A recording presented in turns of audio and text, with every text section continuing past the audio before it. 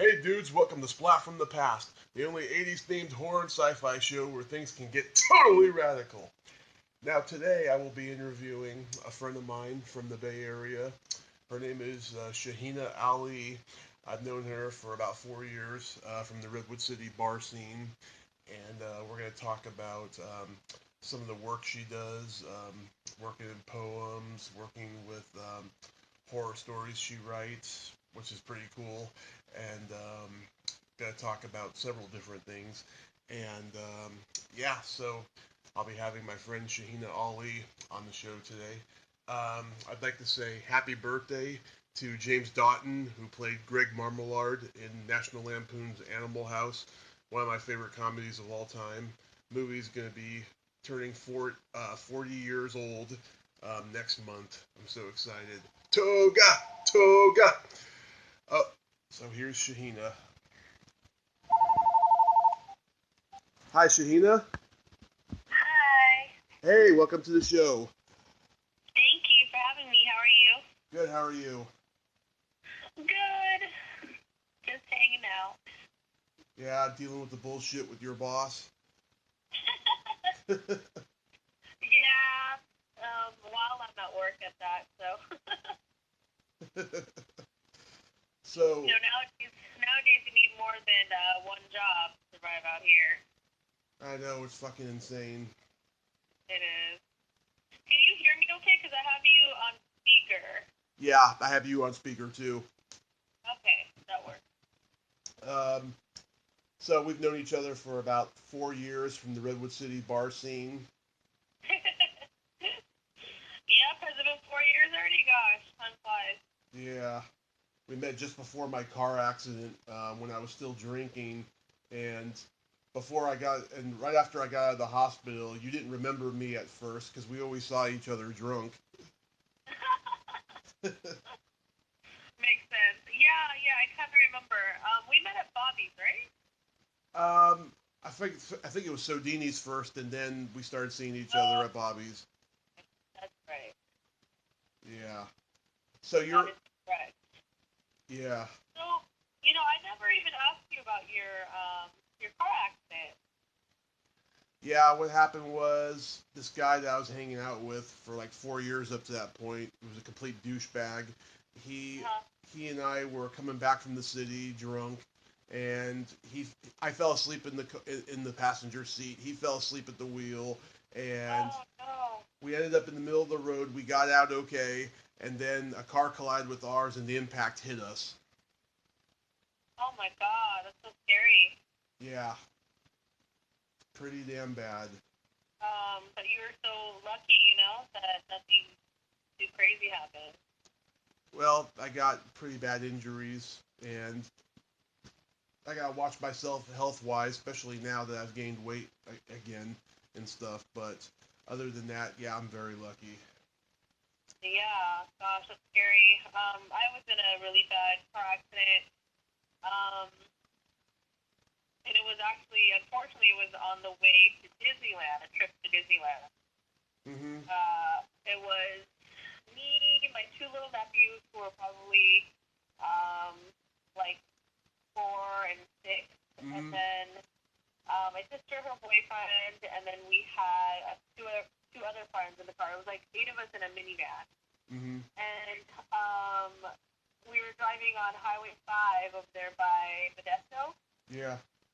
and we were going about, I don't know, probably about 80 or something, and we got a flat tire, and I was actually asleep all the way in the back, all the way in the back on the right side, and I woke up to the sound of the wheels like hitting, and then opening my eyes and seeing us like just kind of flying off um, the ditch, and then we like hit forward, flipped over once forward, and then rolled over 3 times and landed upside down.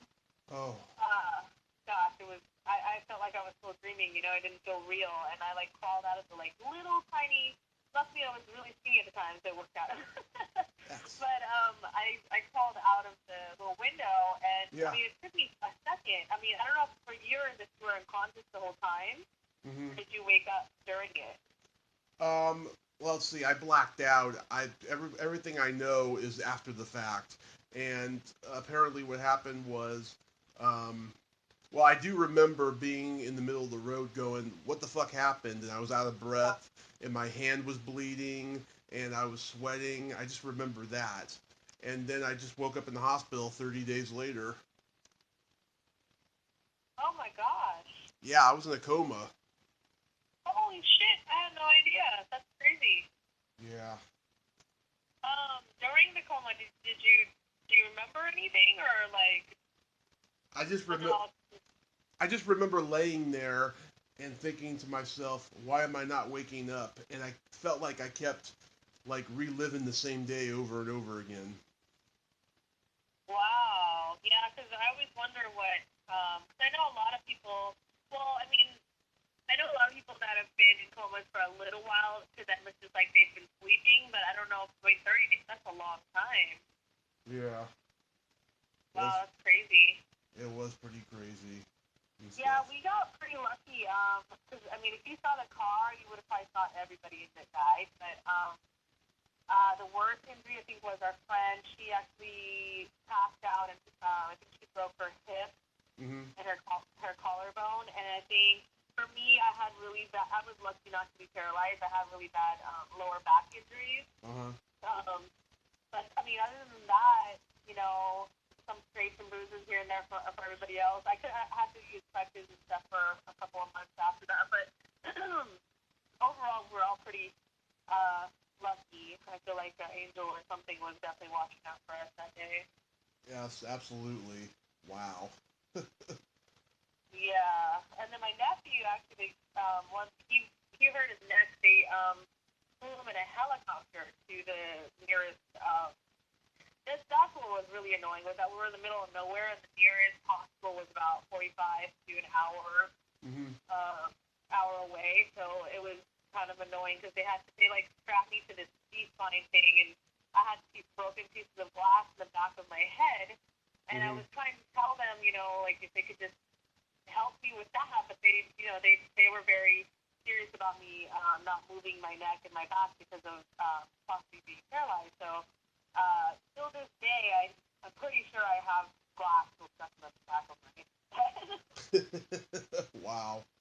Yeah, so if I lay on like something really hard, it just I could kind of feel it still, but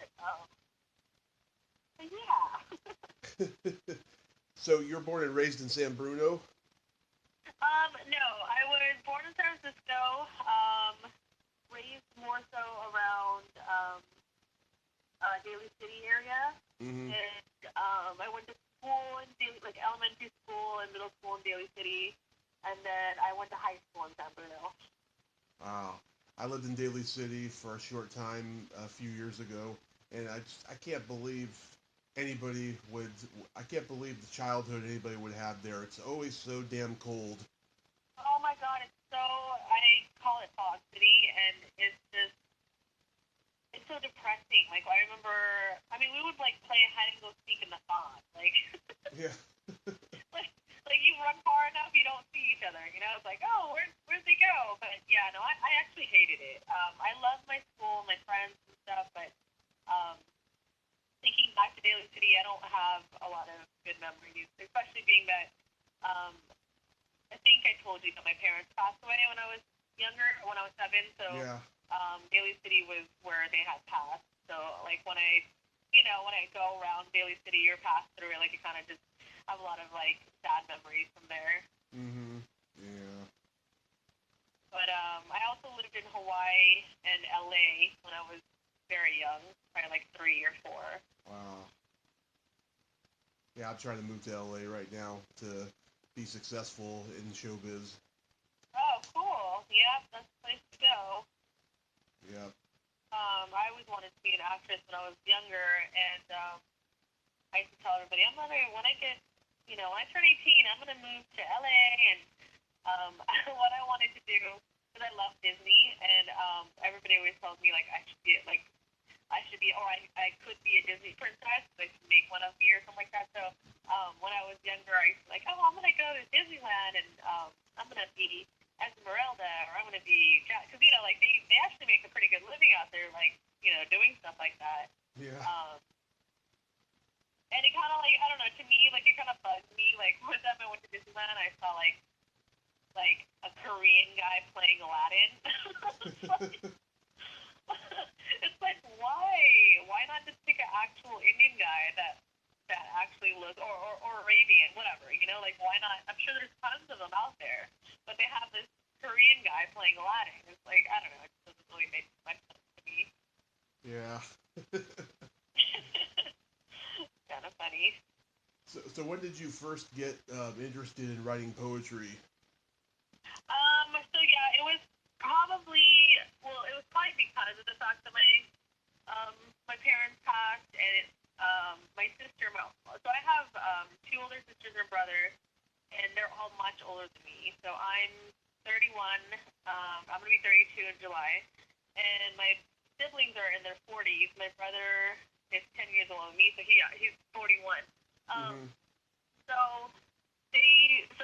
after my parents passed, and my sister was my legal guardian, and so she taught me how to do art. Like, she was really good at drawing and writing and stuff, so I got a lot of my skills from her. And, I was young, yeah.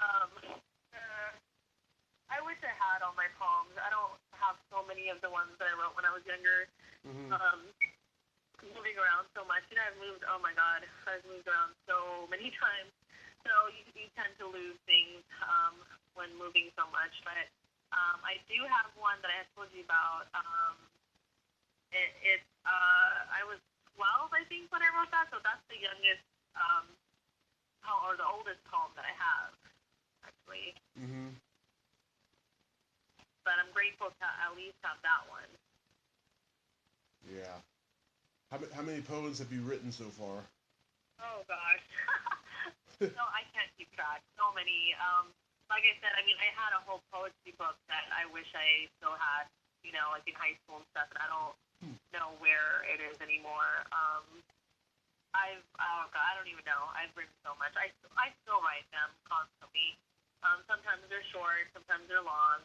I think when I was younger, there were a lot more, like, no, like, not happier, but just more, like, hopeful and stuff. And then, like, as I got older, just going through life and the crap that we have to deal with sometimes, like, some of them were a little bit more emo. but it's like bittersweet, I guess you would say. Mm-hmm. Some of it's good, some of it's not. It's deep, though. Everything that I write is pretty deep. Mm-hmm. Yeah, you showed me several poems, and the one I liked was "Feeling the Right Dirt." And would you mind reciting that one? Yeah, it's actually feeling the rough dirt. Mm-hmm. Hold on, let me find it. I have it right here. One sec. Yeah, so this is actually the one that I wrote when I was 12. I wrote it for my mom. Mm-hmm. And so I'll just read it. I have like this little note in the beginning of it, so I'll read the note and then I'll read the poem. Okay. Okay, so it's called Feeling the Rough Dirt. So this is the note. In the Muslim religion, it is not allowed for women to go to the burial ground / cemetery of a loved one who has passed. Only the men. I was born into the Muslim religion as a child, but as an adult chose to not follow it because I have my own beliefs. This is one of my experiences as a Muslim child. I looked all around me, all men, the Muslim rules I had been. They said I was not supposed to be there. I stood there not sure what to do but to smell the death air. Funerals are something I hate, but what sends us there is nothing but fate. I looked up at my tall, eye-weeping brother, who told me it was okay to throw some dirt in, because after all, she was our mother. I pictured my mom wrapped in the white sheet, wrapped all the way from her head down to her flawless feet, and all you could see was her angelic sweet face. My poor mother's life had always been a chase. It's the saddest feeling at 7 to know your mom's new home was now in heaven. As I looked down at the dirt, I felt my heart tremble and hurt. I reached down out of my brother's huge sweatshirt, feeling the rough dirt. As I slowly let go of the dirt rock, I knew her love for me lost. I would always remember her smell, her laugh, her smile, and her eyes, so brown. and then had to walk away. I couldn't help but to look up at him with tears and a frown. I slowly grabbed my brother's hand, took one more look back, and knew one day me and my mother would be together again in some magical land.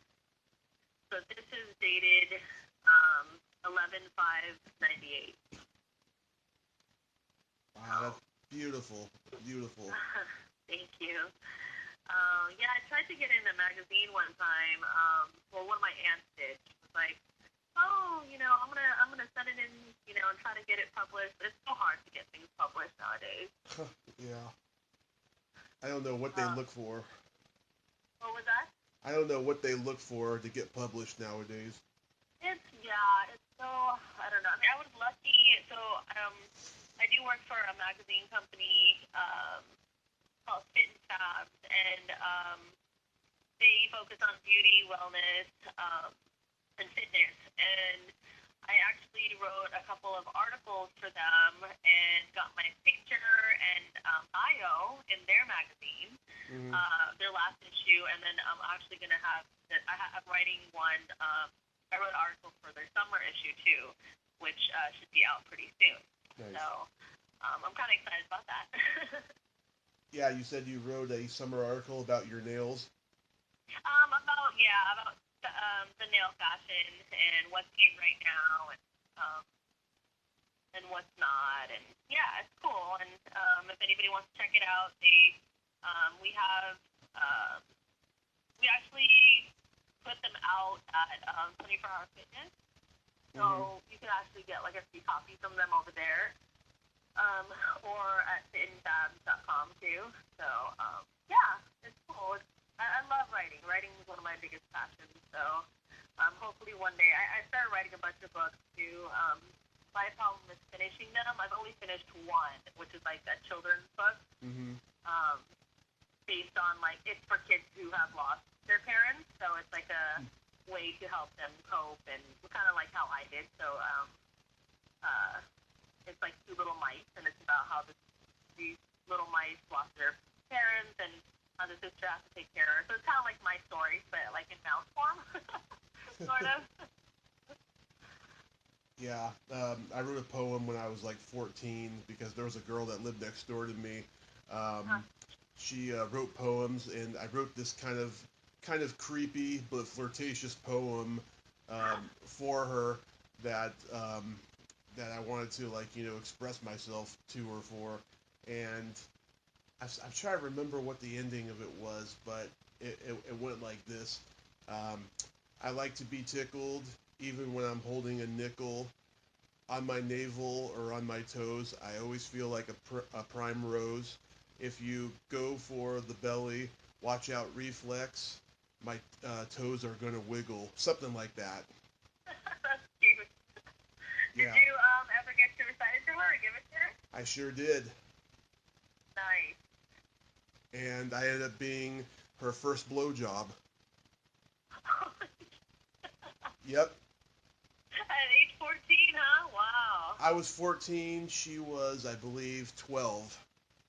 Oh my gosh. Yeah. Naughty girl. Naughty girl. Yeah, God, I wish I remember. I wish I remembered her name. It was so long ago, and we lost touch and shit. Her mom and my mom had a falling out after we moved. So your parents were friends. Yeah, because we lived next door to them when I was in high school. Oh, I see, I see. That's Yeah. pretty funny though. Well, I mean, the prom got you a blowjob. That's awesome. Yep. Yeah, poetry's cool. Just even venting in your diary or journal and stuff. I don't know if you do that, and I know most guys don't, but it helps. It does. Mhm. What color do you have on your nails now?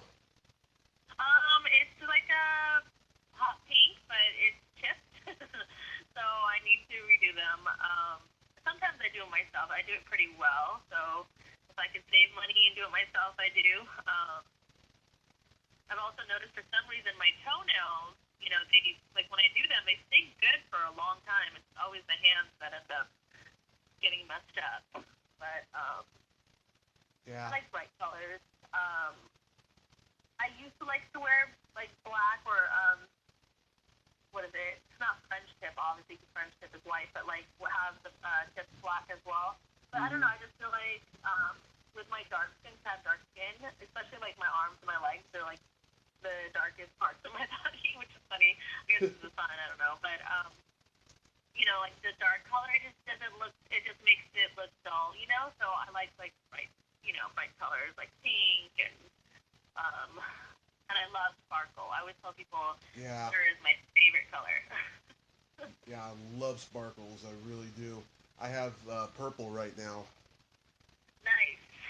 With sparkles or no? No sparkles. I should have sparkles though. Yeah, glitter just makes everything so much prettier. Yeah, I started painting them when I was 13. It's just this weird quirk I've always had. No, that's awesome. Um, yeah, I don't know. I feel like guys and girls should be able to do whatever makes them feel good. Whether like, and I being a nanny, I've noticed that a lot of parents are teaching their kids like they don't say like, oh, that's the girl color, or like, oh, that's the girl thing to do, or that's the boy thing to do. Like they are Hmm. pretty open to everything, which is how it should be. Yeah. So, let me think here. Oh, so I've been thinking an awful lot about when I grew up in the '90s, and Uh, it was like the last great time in the world before the digital age fucked everything up. Would you agree? before what? Before the digital age fucked Oh yeah, everything up. yeah, yes, definitely. I mean, I feel bad for the kids nowadays, so they really don't know what a childhood really should be like. I mean, like coming home before the street lights coming on, and and just being able, just going out there, and riding your bike, and just meeting up with the neighborhood kids, and like actually doing things, rather than just sitting on your phone or on the computer or whatever. It's crazy. I mean, times have definitely changed for sure. Yeah, the thing that's really pissing me off though right now is political correctness, and to me, it's getting not only progressively worse, but it's also polluting the planet. Yeah, definitely. I live over here in Reading, and there's these 20-year-olds that are hanging at the swimming pool and the hot tub over here in the complex, and I listen to them talk, and everything out of their mouth is just clean, and it's just you say anything to them, like even pussy, you say to them, and they just have this look on their face like they're just uncomfortable by it. It's like That's so funny. what the fuck did your parents teach you? It's like, That's funny. you know? Yeah, I don't know. Like, it's funny because so obviously when we're like, when we were young, I remember fuck being like the worst word we could have possibly said, and then, um, and like my sister, like, I mean, even though my sisters raised me, Hmm. like they were strict, but then they weren't at the same time. But like they, at the same time, they didn't want us like hurt when we were really young. But I remember, it was okay. So I have family still in Hawaii, Yeah. and it was me. I think I was 15. Yeah, I think I was about 15. My nephew. So I don't know if you heard on Facebook, but one of my nephews, my sister's oldest son, recently passed away. Um, Oh. about a year ago. So he's more like a brother to me though, because we're only 3 years. I was 3 when he was born. Hmm. So pretty much I've been an auntie since I was 3, and so me and him we were always grown up together like brother and sister. Hmm. And so yeah, she was about 12, and me and my sister, the one that raised me, we went to go visit our family in Hawaii, and like had so much fun, and we just, I don't know, like we just like let it out, like we started cursing like so much. Oh my god, it was like crazy how much we're like everything was like, oh, dick this and pussy that, and suck, suck that person's dick. It was just, oh my god, it was so raunchy, and like. And my sister was okay with it. Like she wasn't getting upset or like wasn't saying like, "Oh, don't say that." And like she just let us. let us talk like that. And I don't know Yeah. if it was because of the trip or what, but like after that, like it just there was no coming back. Like and if you know me, I love to play pool. Yeah. So, when I'm at Bobby's and stuff, especially when I play pool, oh my God, some guys will look at me like, you're a lady, don't talk like that. And I'm like, so what? I'm a lady. I was like, I can talk like this if I want to, but like especially if I miss a shot, like, oh my God, it's like I have Tourette's or something. I'm like, oh, like I don't say the craziest shit to like, motherfucking fuck or like, dick fuck or I don't know. I'll just say like the most like weirdest shit, and like people like look at me like, oh my God, this bitch is crazy. But it's a way of it's expression, and there's a time and place for everything. Of course, like you shouldn't be talking like that in front of little kids, and you shouldn't. Yeah. I mean, obviously when you can speak like that and when you can't, but that's funny. Reading, huh? Yeah, I can see Reading being like that. Yeah, it's very conservative, full of rednecks and tweakers here. It's just fucked up. I just can't wait to get the hell out of here when I can. I just look forward to that. How long have you been living there? Since April of last year. Oh, okay, okay. I know it's much cheaper out there, huh? It is. This apartment complex is really weird because in the winter to spring months, it's um, it's like 11.50 to live here, and then in the summertime, it goes down. Or does it go down? Or it goes up? One of the two, because Huh. there's a church school that's nearby, and all these like exchange students from Europe come to live here so they can go to that school. And it's a cult, by the way. It's a brainwashing cult. It's all over YouTube. Oh my God, it's terrible. And Oh God. it's a weird thing, yeah. The rent goes up and down. Like I think in the summertime. Oh, that sucks. Yeah, but we can manage it though. It's nothing terrible. Oh, it's nothing too bad. No.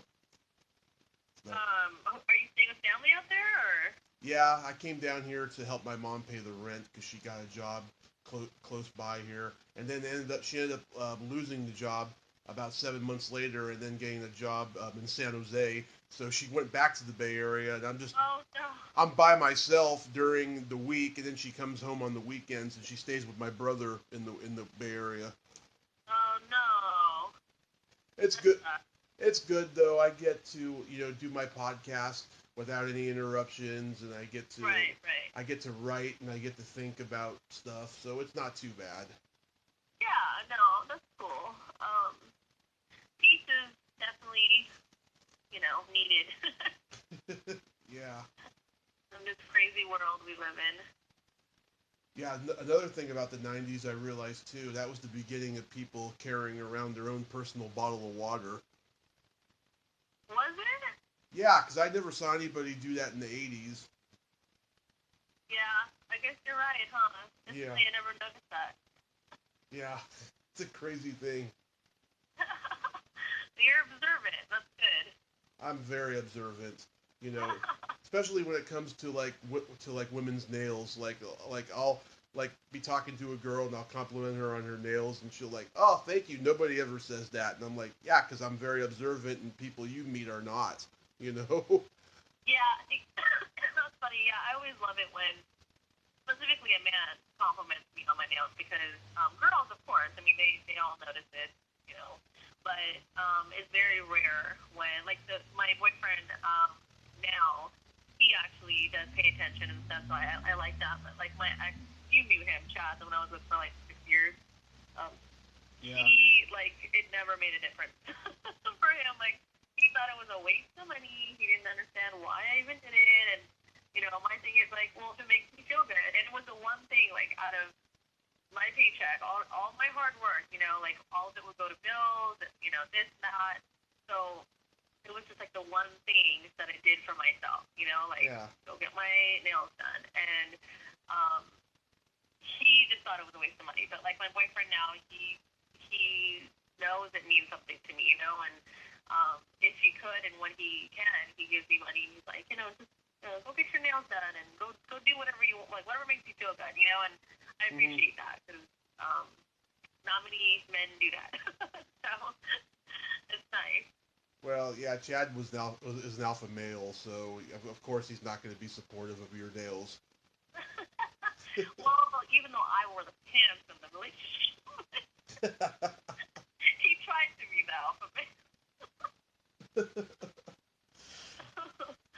But yeah, man, I can't believe I was with him for 6 years. That's a long time. We got engaged too, right? Did you know that? A what? That we had gotten engaged. Oh yeah, I remember. Yeah, which was cool. I mean, he proposed to me at the Giants game on the jumbotron, so that was really cool. But a perfect engagement is one thing, but a great relationship is another. Why You do need you kind of both. yeah why do you think it's so hard for our generation to find the one? Um, I mean, from my experience, I think people get too comfortable with each other. Yeah. Like I've been including Chad, I've been in 30 long-term relationships, and not as long as 6 years, of course, but they're all, like 2 to 3 years, and then Chad was 6.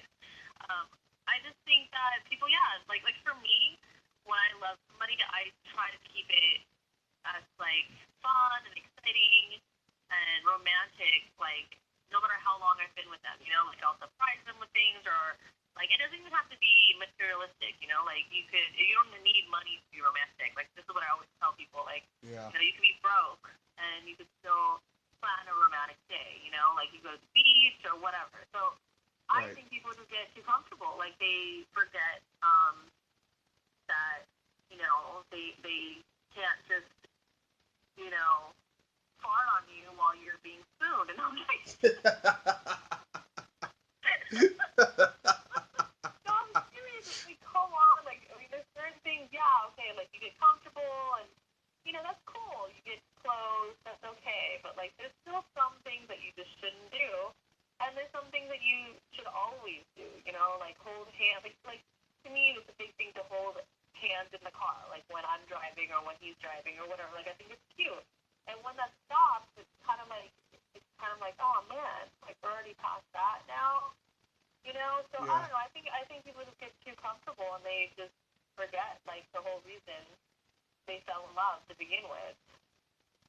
Yeah. I personally think for a lot of people like myself who have been single for a good part of my life, and so many other people I know who have, I think the reason why is because our parents were baby boomers and they were so self-involved that they, never really sat them down to tell them what romantic love was. And so Right.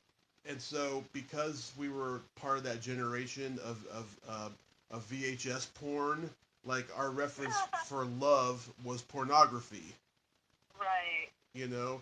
And I sincerely think, as much as I love porno and I collect it to this day, I don't. I think that it's bad for you when you're a kid and you're learning and you want to know what love is and your hormones Oh yeah, are because raging. it just used how to be raunchy mostly.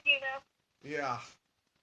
Um, yeah, no, yeah, I think, yeah, that's definitely true. And not just that, but like, there's just, like you said, though, it comes down to the parents. And, you know, I'm not trying to use Chad and his parents as an example, but I mean, I'm going to. But, Hmm. his dad, like, they don't, like, his dad never really took his mom out too much. And the thing is, like, Chad actually, he was pretty romantic as much as he probably could be. So, I mean, I'll give him some props there, but Yeah. I just think that, yeah, like the parents have a lot to do, with that and how the kid sees romance and love and all that stuff. Yeah. Absolutely. The last. To me, though, dating is, oh my god, dating is annoying. Like, that's why I'm usually single for about a year and then Hmm. I'm back into like a long-term relationship.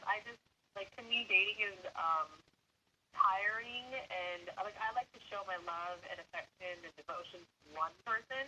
Right. So obviously when you're dating, you're gonna have like, options, but it's like, I don't know, it's just too much to me. I don't like doing it. So, um, I usually just end up getting back into a relationship, and I'm happy in a relationship. I like being with just one person, so Oh, it works out. that's great. I'm so happy for you on that end. So, Yeah. so I, Maybe I should slow it down a little bit, but I shouldn't rush things either. But when you fall in love, it's kind of hard not to want to throw in the towel and do everything all together, you know. yeah, that's definitely true. So, you write supernatural stories? I do.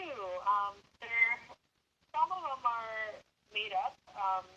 The made up one started with just me telling ghost stories to the kids that I take care of, and then it ended up becoming like a series of like it's almost like a comic series of this monster called the Eyeball Monster. It's kind of funny. So there's that, and then the other ones are true events and experiences that I've gone through myself in order from like when I was youngest to now. Because I've been through a lot of creepy, weird shit. So Yeah. Yeah. I actually have a ghost page too on Facebook with a group called Share Your Real Life Ghost Stories. Read if you dare. And I have a few groups, and out of all my groups, I probably get like six to well 6 to 10 requests on that almost a week, like daily almost. It's crazy how many people look it up and want to join. I mean, I can't believe it. It's amazing. Wow. So that page is growing quite a bit. So I have a lot of people sharing their stories. A lot of people like to just read mine or other people's stories. I try to encourage people to share theirs. But yeah, the page is like very successful. And very, I'm happy, but I'm like shocked on how many people are interested in it. That's cool. I want to check that out. Yeah, definitely. I write horror movie screenplays, and I have two that I'm really proud of that I'm trying to get made. When I go to conventions or film festivals, and I talk to producers and people and stuff.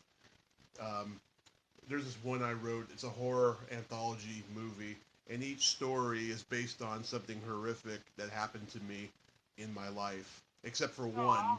One is actually just something I made up, but the other four, okay, it's five overall. There's a wraparound segment, and then there's four stories, and Oh, 4 out of 5 of those are real. You want me to tell you about them? sure. Yeah, that sounds awesome. Okay, the wraparound.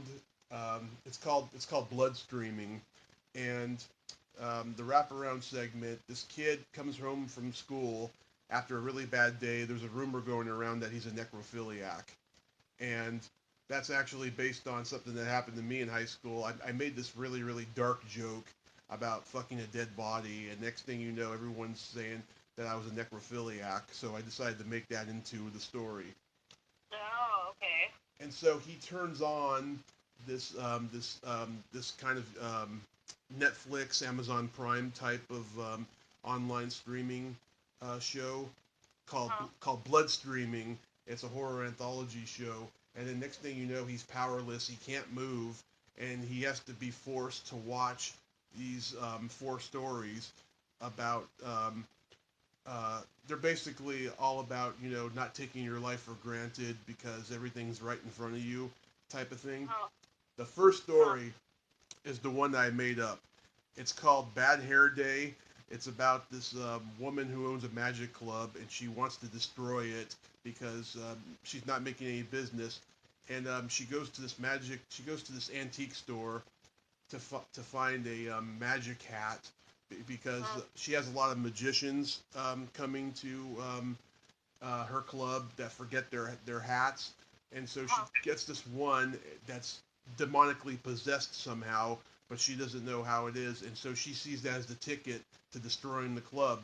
And so this really bitchy female magician comes, and she needs the hat. And when she pulls the rabbit out of the hat, the rabbit is a CGI rabbit who ends up killing everybody in the club with a Tommy gun full of acid carrots. Holy shit. Yeah, and then all this crazy, all this craziness happens and everything. I don't want to give it completely away, but uh, Yeah. but all this Well, craziness when you happens. said that, it reminded. Do you remember? Well, did you see that movie that just came out recently called Pet? No. Oh my god! So there's this cute bunny in there, but he's like a little gangster bunny, Hmm. and so he's cute and fluffy and stuff. I think his name is Snowball too. And so the thing is, he's like tough, like his voice is like a deep man's voice, and like he's like all raunchy and stuff. And it's hilarious. He's so cute. But like when you said that, I totally imagined him like jumping out of there and just killing everybody. That's hilarious. Wow, that's cool though. I like that. Yeah. And then the next story is actually based on one from my accident. This guy goes on a date with this girl. They met on a they met they met on a dating app or something. I wrote, and they both have a fetish for belly buttons. And they both get into a car accident. He lives, she dies.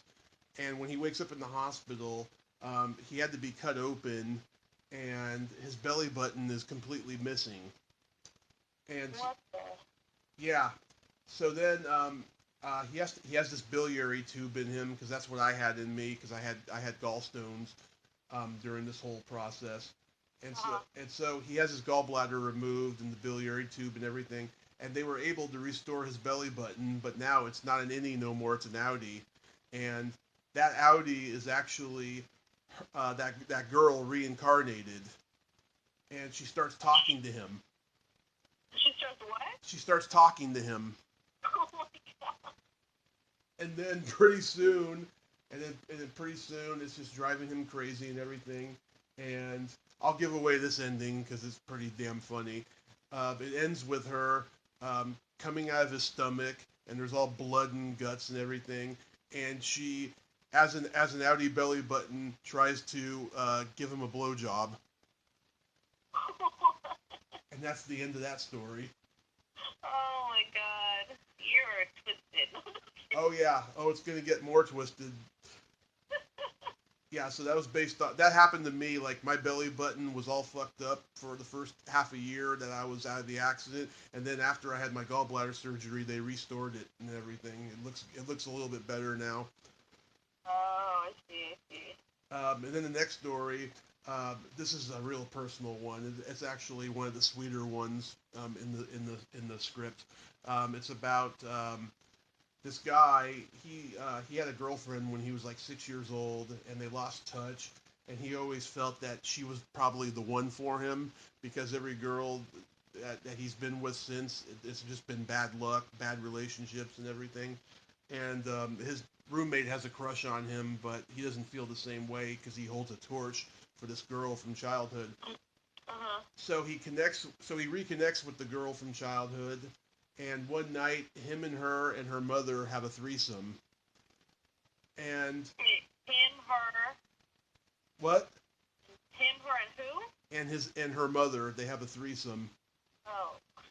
And after the threesome's over, her ex best friend, who had a crush on him back in the day, kidnaps him after he kills her, and then she comes back as a zombie. And while Oh, wow.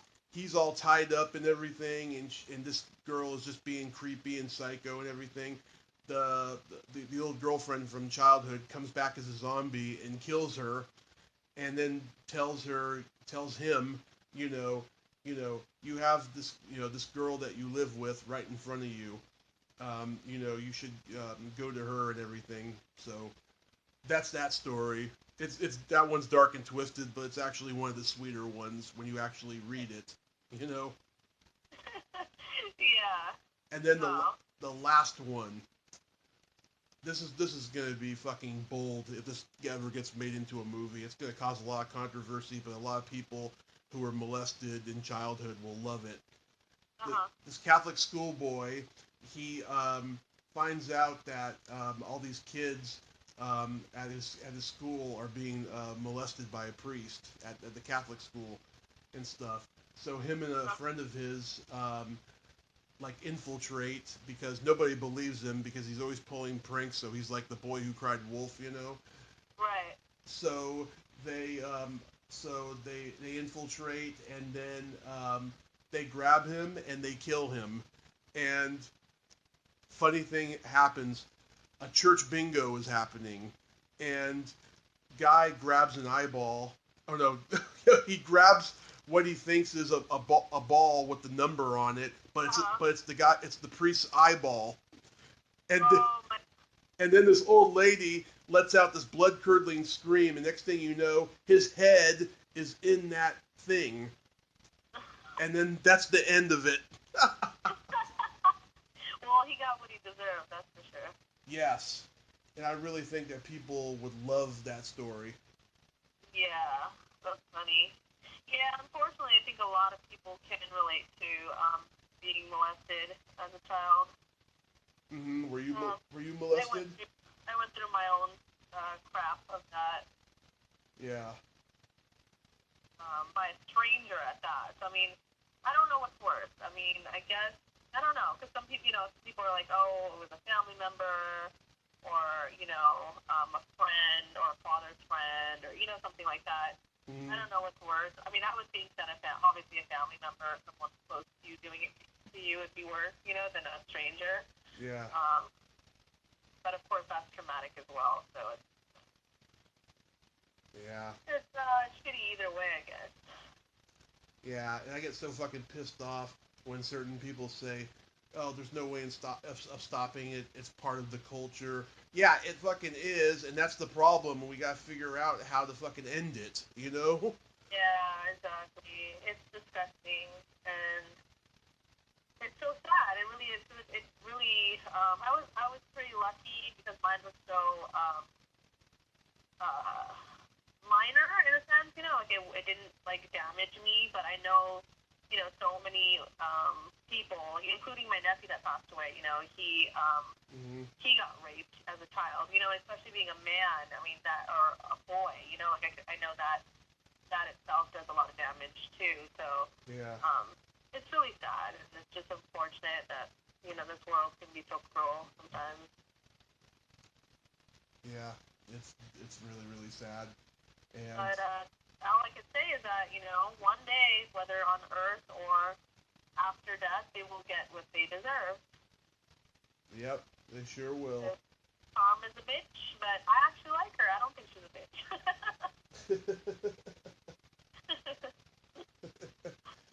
Well, Shahida, I thank you so much. I had a lot of fun doing this.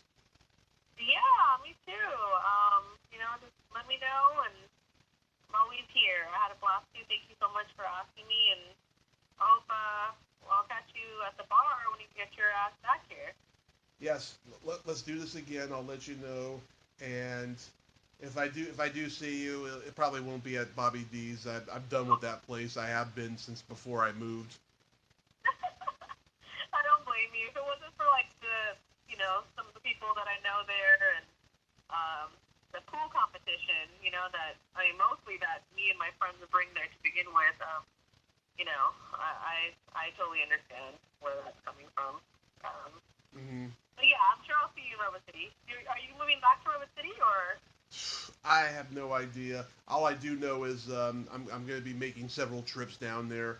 For the next year or so before I move to LA and everything, and I'll definitely see you. Okay, honey. Yeah, for sure. Thank you and take care. Try not to get too bored over there in Reading. I won't. Okay, you have a good night. Okay, you too. Right. Thanks. Bye. Bye bye. Well, there you have it. Shaheena Ali. Ain't she a sweetheart? Thank you so much, Shaheena. That was a really fun conversation. You are a very smart girl, I have to say. Very smart girl. And I'm glad you're driven and motivated to do what you love doing. I love people like that. I mean, look at me. I've been doing this show for a year now, 135, 136 now, going in and stuff. And I'm loving what I do. If you like this video, please subscribe to my YouTube channel. Add me as a friend on Facebook. Join my Tommy Kovac comedian page on Facebook. Follow me on Twitter and Instagram and all that fun stuff. Well, that's all the time we have this week on Splat from the Past. Till next time, this is Tommy Throwback Kovac saying, there's no shame in living in the past because the present sucks. Later, dudes.